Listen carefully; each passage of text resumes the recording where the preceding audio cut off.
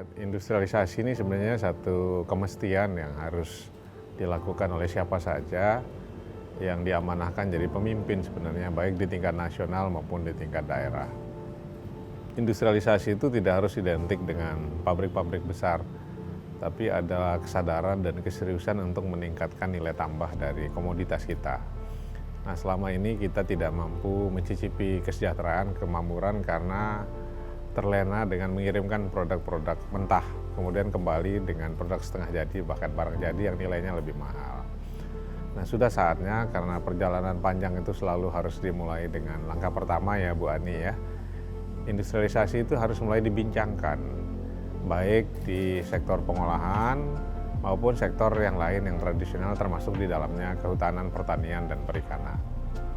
Tapi industrialisasi ini bukan proses sederhana semudah kita membalik telapak tangan. Industrialisasi mensyaratkan hadirnya ilmu pengetahuan, sains, dan teknologi.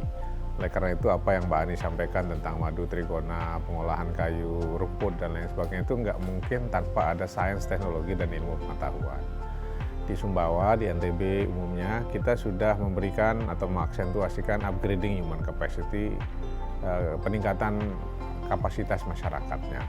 Kita kirimkan anak-anak terbaik untuk belajar ilmu-ilmu yang relevan dengan madu trigona, tentang peningkatan nilai tambah di sektor kehutanan, juga menghadirkan kampus-kampus yang orientasinya pada sektor yang Mbak sebutkan tadi. Kita buka jurusan kayak bioteknologi, teknologi hasil pertanian, dan lain sebagainya. Nah, mudah-mudahan dengan hadirnya orang yang mampu melihat peluang di balik melimpahnya sebenarnya sumber daya alam yang disediakan oleh Allah Subhanahu wa taala, nanti akan hadir madu trigona, kemudian rumput yang disebutkan tadi, juga sektor-sektor lain hasil-hasil hutan kita.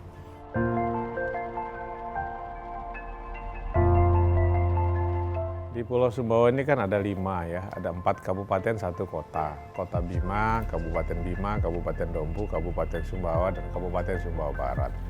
Ini menarik kalau kita bicara tentang kesinambungan, karena di sini ada pertambangan juga. Nah, tambang hasilnya juga melimpah dan punya kontribusi sangat besar terhadap ekonomi nasional.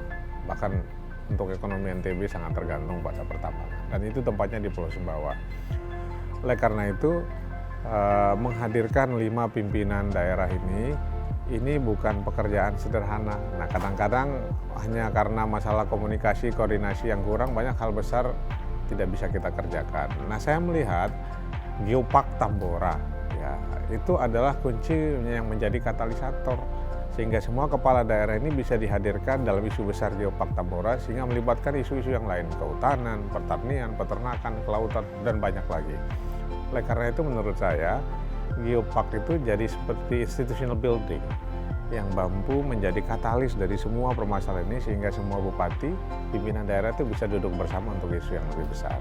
Saya kira kalau Geopark Tambora ini jalan, maka persoalan koordinasi sinergi antar pimpinan daerah ini bisa dimaksimalkan.